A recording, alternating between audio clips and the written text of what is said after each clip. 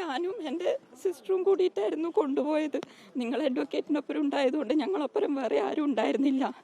അപ്പം ഞങ്ങൾ പറഞ്ഞു കാറ് കുറച്ച് ഇങ്ങോട്ടേക്ക് എടുത്തോ, നടക്കാൻ പറ്റുന്നുണ്ടായിട്ടില്ല അവർക്ക്. കുറച്ച് കഴിഞ്ഞേരം എന്നെ വന്ന് ഉന്തി ഞങ്ങളിവരെ പ്രീ അറസ്റ്റ് ചെയ്യുക എന്തോ പറഞ്ഞു, അങ്ങനെ പ്രീ അറസ്റ്റ് ചെയ്യാന്നൊക്കെ പറഞ്ഞിട്ട് ഞാൻ പറഞ്ഞു സാർ ഒരു മിനിറ്റ് ഒന്ന് ഇരുന്നോട്ടെ, കഴിയുന്നില്ല നടക്കാൻ.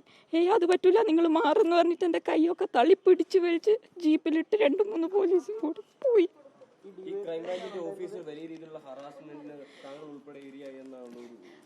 അവിടെ ഓഫീസിൽ നിന്ന് കുറേ ചോദിച്ചിരുന്നു, ഹറാസ് ഇങ്ങനെയൊക്കെ ചെയ്തല്ലോ അങ്ങനെ ചെയ്തല്ലോ. ഞാൻ പറഞ്ഞു എനിക്കറിയുന്ന കാര്യങ്ങൾ കുറച്ചേ ഉള്ളൂ, കൂടുതലായിട്ടൊക്കെ ചോദ്യം ചെയ്യലൊക്കെ കഴിഞ്ഞതാണ്.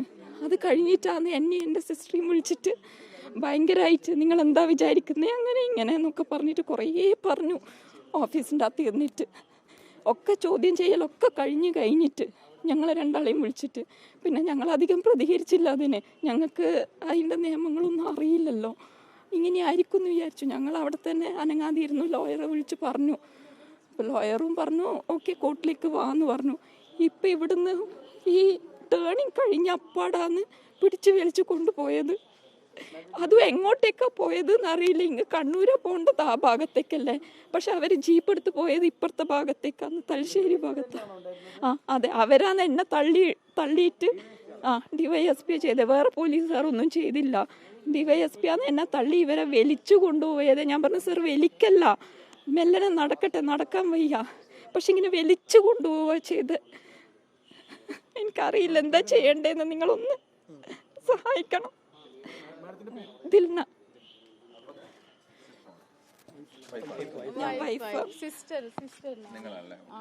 தமிழ் தெரியும், தமிழ் சொல்லட்டா. நாங்க கூட ஒரு ஃபார்மர் குடும்பம் எங்களுது. நாங்க 6 பேர் எல்லாம், எங்க அப்பா ஃபுல்லு எல்லாம் கஷ்டம் சுகத்துல தான். நாங்க ரொம்ப சாமானிய குடும்பம் தான். எங்க கூட நாங்க வந்து இங்க கேரளால வந்த மேலே என் தம்பிரும் Innocent, is very good person, I know that. Okay then please அந்த பக்கம் கூட அவங்களுக்கும் நியாயம் வரணும், இல்லைன்னு சொல்லலை. கரெக்ட் இன்வெஸ்டிகேஷன் பண்ணிட்டு பண்ணணும். இது தப்பு. இப்போ வந்ததே கரெக்டாக வந்து அப்படி பிடிச்சின்னு போகிறது கேரளாவில் தான் ஃபஸ்ட்டு பார்க்குறேன். கர்நாடகாவில் எல்லாம் அப்படி இல்லை.